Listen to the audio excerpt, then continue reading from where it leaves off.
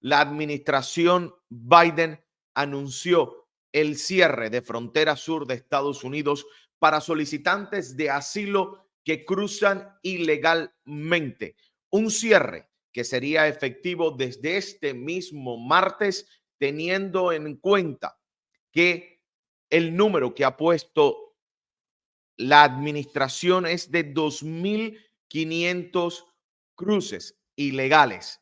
Tenemos aquí lo que está diciendo la administración, que esta proclamación, como la regla que provee un fin a estas medidas, persiguiendo una reducción de los encuentros en la frontera sur, específicamente ponen en regla esta medida que solo se quitaría cuando en 14 días calendarios después de que entre en vigor esta medida se registren en averaje 1.500 o menos encuentros de migrantes en la frontera sur.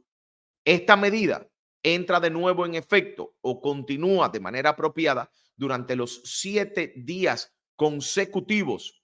Aquí está esta declaración, 7 días consecutivos donde el averaje es de 2.500 o más. Pero para explicarnos todo esto, qué placer me da tener a nuestro querido Wilfredo Oscar Allen, abogado de inmigración. ¿Cómo estás, mi querido Willy? Daniel, buenas tardes. Siempre un placer compartir contigo, especialmente después que parece que Real Madrid ganó el sábado. Bueno, de eso podemos hablar después porque fue una victoria sonada, hermosa, divina. Pero mi querido Willy, leyendo esta proclamación, este anuncio, ¿qué es lo primero? Tus primeras reacciones, tus primeras impresiones. Bueno, primero va a ser retada la parte de negar la petición de asilo a las personas que entren por frontera y va a ser un reto judicial y veremos en lo que va y toma el tiempo para que ocurra lo que va a pasar. Ahora, la forma que yo lo veo hoy es un título 42 con esteroide. Porque si tú te recuerdas, bajo el título 42, a ti te tratabas de entrar por Juárez, ibas a Piedras Negras y podías entrar. Pero con esta ley que está, con esta acción ejecutiva que están tomando efecto, te dicen una vez que te devuelven para México y tratas de entrar otra vez, te van a castigar. Así que hay un castigo que va con una segunda entrada a los Estados Unidos. De esa forma, un título 42 con un poquitico más de peso y más de habilidad de expulsar. Segundo, yo creo que claro que está tomando lugar después de las elecciones en México, que aseguró que la heredera de López Obrador ganó la elección. De los acuerdos que tenían con López Obrador de recibir, por ejemplo, por lo menos 30,000 cubanos, venezolanos, haitianos y nicaragüenses, va a tener un efecto más grande. Que México se convierta en el país que detiene y deporta, especialmente a cubanos y venezolanos, que lo puede hacer sin ningún límite, va a ocurrir. Así que mi primera preocupación son las personas que no están en CBP1 o que no han querido esperar para CBP1, que intenten cruzar. Y lo que les va a pasar especialmente a los cubanos que son devueltos para México, que corren un peligro inmediatamente, eminente y rápido de ser deportados para Cuba desde México. Willy, esto es importante, son las excepciones. ¿Quiénes están exentos de esta regla y de esta orden? Dice que durante los periodos de altos encuentros la proclamación va a aplicar a todas las personas en la frontera sur, los residentes permanentes, por supuesto, los niños no acompañados, las víctimas de una severa forma de tráfico y otros no ciudadanos con una visa válida o permisos legales para entrar al territorio de Estados Unidos están exentos de esta proclamación. En Claro, mira. adición, No, continúa. No, dime. Que eso es claro, especialmente para niños que vienen solos, que hay una responsabilidad más alta para cuidarlos a ellos y personas que pueden ser víctimas de tráfico humano especialmente, son personas que siempre van a tener protección. Aquí Ahora, tenemos, en adición, cualquier persona con residencia puede entrar y salir todo lo que le dé la gana. Willy, importante, la suspensión y limitación de no entrada y de esta regla no aplica a los no ciudadanos que usen la aplicación del CBP One para entrar de una manera segura y ordenada siguiendo un camino legal por un puerto de entrada. Y yo quiero hacer hincapié en esto. Las personas que utilizan el CBP One no se ven afectados. El CBP One continúa. Además, aclara el próximo paso. Los no ciudadanos quienes crucen las fronteras que no están exentos de esta proclamación van a ser inelegibles para el asilo, a no ser que ellos tengan circunstancias excepcionales, que incluye que puedan demostrar que él o la familia con la que viaja enfrentan una emergencia médica, una emergencia inminente, un peligro para la vida o la seguridad, tales como inminente amenaza de secuestro, violación, tortura o muerte, y puedan satisfacer la definición de una víctima severa de tráfico humano, como se prevé en la ley norteamericana. Y quiero que me hagas hincapié, Willy, en este punto de las consecuencias, porque dice que aquellas personas que sean ordenados de ser removidos van a enfrentar una negativa de entrada al territorio de Estados Unidos por 5 años y una potencial persecución criminal. Bueno, es exactamente lo que te explicaba al principio, Sí. que el título 42 con esteroides, porque tiene un castigo mucho más severo que el título 42. Tú mismo reportaste en personas que iban de un punto a otro punto después que era negada la entrada. Ya eso no puede ocurrir, porque en el segundo intento estás mirando consecuencias más severas en los Estados Unidos, especialmente que te pueden, hay que acordarse que una entrada ilegal a los Estados Unidos es un delito criminal de la Corte Federal, que te pueden causar y castigar por ese delito.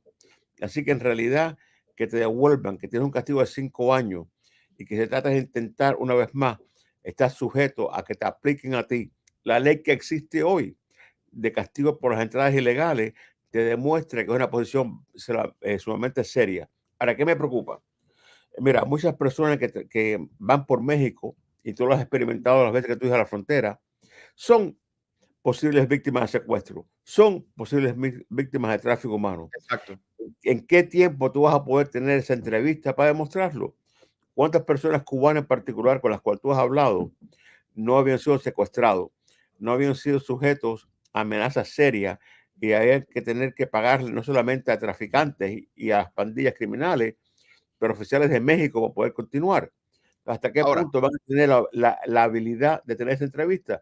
Sospecho que las entrevistas van a ser muy superficial y sospecho que en este caso muchas personas van a ser de vuelta, que de verdad corren un peligro, y por eso que yo creo que esta acción ejecutiva va a ser retada en las Cortes Federales. y yo creo también, Willy, que lo más importante en este punto es cómo el gobierno va a poder precisamente llevar a cabo el tema logístico. Necesitan más oficiales, necesitas dinero, necesita el acuerdo con otros países para este tema de deportar o de devolver a tus inmigrantes. Y yo quiero hacer hincapié ahora en este asunto del APE. Dice que una vez que esta orden entra en efecto, los migrantes que arriben a la frontera sur, pero que no expresen miedo de retornar a sus países, van a ser puestos en un proceso de remoción inmediata de los Estados Unidos en cuestión de días u horas.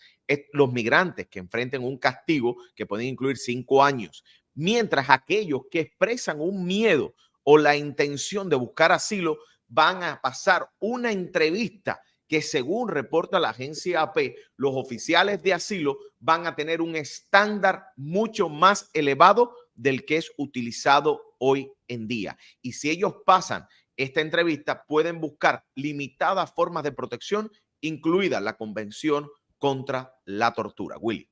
Mira, para mí eso es muy importante. Pero mira, Daniel, lo hemos hablado muchas veces. Vamos a decir que apliquen el miedo creíble en la frontera como se lo aplican los balseros cubanos. ¿Cuántos balseros cubanos que son interceptados en alta mar pasan ese miedo creíble? Yo te diría que si llegamos a un 5%, un 2% es mucho. Entonces, si en la frontera mexicana ahora van a usar la misma fórmula o el mismo estándar que usen a los balseros en alta mar, muy pocas personas van a pasar el miedo creíble.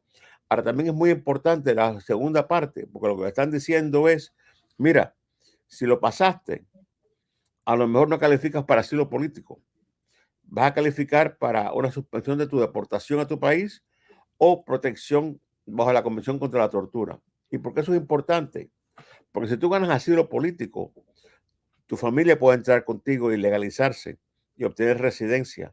Pero si tú obtienes suspensión de tu deportación o protección bajo la tortura, no hay un camino para tu residencia. No te puedes legalizar por ese proceso en los Estados Unidos, tuviera que tener un segundo proceso, que fuera matrimonio, visa de trabajo, otra forma, pero que te otorguen protección contra la tortura o te otorguen suspensión de tu deportación, no te da un camino para poder legalizarte. Entonces, yo creo que están mandando un mensaje que los pocos que puedan pasar la nueva entrevista de miedo creíble, los pocos que puedan lograr presentar un caso, le vean algo que no es asilo político. También se puede ser retado en las cortes. Vamos a ver cómo es retado en las cortes, pero sospecho que igual que ha demorado tanto tiempo con el programa del parol humanitario, este proceso de peleas en las cortes puede durar hasta después de la elección de noviembre.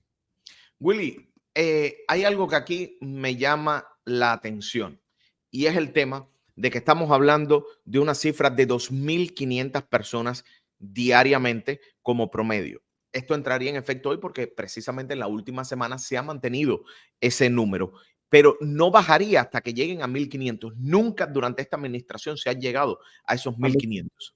Es más que 1.500, es un poquitico más de las personas que entran diariamente por CBP1. Mira, para mí, ¿qué es lo que es lo más importante? Para mí lo más importante que CBP1 continúe en acción. Eso es Y que importante que lo recalquemos. El CBP-1 continúa. El CBP-1 no se elimina, no aumenta las citas, pero tampoco disminuye. correcto. Eso, Daniel, eso le garantiza la entrada a los Estados Unidos de 1.400 personas. Segundo, algo que no hemos hablado todavía, es que en este momento hay 41.000 camas disponibles para detención en los Estados Unidos. 41.000 camas. Eso quiere decir que hay un riesgo de que si tú entraste y te permitieron presentar un asilo o un withholding, lo vas a hacer en detención, porque hay 41.000 camas disponibles para personas. Ahora, el diablo siempre está en los detalles. Tenemos 41.000 camas, ya lo sabemos. Pero cuando llegue a la frontera, ¿cuántos oficiales van a ser destacados para la frontera? Me imagino que lo que va a ocurrir es lo que está ocurriendo ahora. Por ejemplo, la mayoría de los oficiales de asilo político que están localizados en Miami están atendiendo casos de la frontera. Y volvemos a cómo va a ser esas entrevistas. Tú las has experimentado, tú las has presenciado. Las entrevistas van a ser por teléfono. Entonces, imagínate si tú eres el emigrante de Banes, estás en un teléfono, eh, en una línea está el intérprete, en otra línea está el oficial que te va a atender. ¿Qué tan fácil va a ser la habilidad de esa persona poder expresar su miedo o su historia cuando es por teléfono, no es cara a cara, y tienes un intérprete que a lo mejor te entiende bien o te entiende bien por teléfono en otra localidad? Me preocupa, siempre me ha preocupado ese tipo de Claro. procesos que están inhumanos. Pero igual, Ahora, una vez que eso ocurra, la otra parte que tampoco hemos mencionado es que si tú logras entrar y vas a estar en un juicio, va a haber juicios en frontera que van a ser mucho más expeditos, que van a exacto. ser de una forma mucho más rápida. Y también me preocupa, porque me imagino que la mayoría de esos juicios va a ser, como estamos tú y yo ahora, por cámara. Va a Yo ser creo un juez que en un a lugar. mí de esto hay algo que me queda muy claro. La administración no quiere que tú cruces ilegalmente y está Claro, cerrando esa puerta. Ya no tienes derecho a solicitar asilo. Te están diciendo que incluso si pasas esa entrevista de miedo creíble, lo que vas a estar limita el estándar para el withholding y los reclamos bajo la Convención de la Tortura. Te están dejando a punto mínimo para que en un futuro tú sepas, ok, te lanzas a entrar ilegalmente, pero no vas a tener el camino a la legalización tan sencillo como, por ejemplo, ganar un caso de asilo es difícil, pero después que lo ganas tienes el camino a la legalización, Willy. bueno, los mismos números que hablamos tú y yo hace casi un mes. Sí, Solamente el 30% de los cubanos que tuvieron asilo político o fueron a juicio ganaron. 7 de 10 perdieron. Creo que el número físico eran 800 cubanos que ganaron asilo político desde octubre a abril de este año fiscal. Así que es muy difícil ganar asilo. Yo creo que ese punto en la orden ejecutiva va a ser el primer punto de ataque en las Cortes Federales. Pero una vez más, sabemos lo que puede demorar una demanda federal. sí, Eh, no creo que va a haber una decisión de un juez federal hasta las elecciones, porque lo que va y viene, sospecho que no va a haber muchos jueces que van a querer suspenderla mientras se va a pelea y si ocurre será apelada. Así que lo veo como una batalla, ese punto en particular lo veo como el punto más crítico de una demanda federal en contra de esta administración. Pero el impacto inmediato va a ser muy limitado porque mientras tanto están devolviendo gente hoy. Mientras tanto, va a haber personas que hoy van a tener un problema serio para entrar a los Estados Unidos. Y yo creo que el mensaje que tenemos que mandarle a los cubanos que se arriesgan es que existe un riesgo grande. No, no solo a los cubanos, a cualquier migrante, Willy. Pero Porque digo, de los cubanos en particular, existe un miedo grande que si te devuelven a México, de México te detiene, que de México te devuelven para Cuba. ¿Cuántos cubanos han sido devueltos en este año fiscal de los Estados Unidos hacia Cuba? muy pocos. Menos de 1000. No, Y, menos de 500.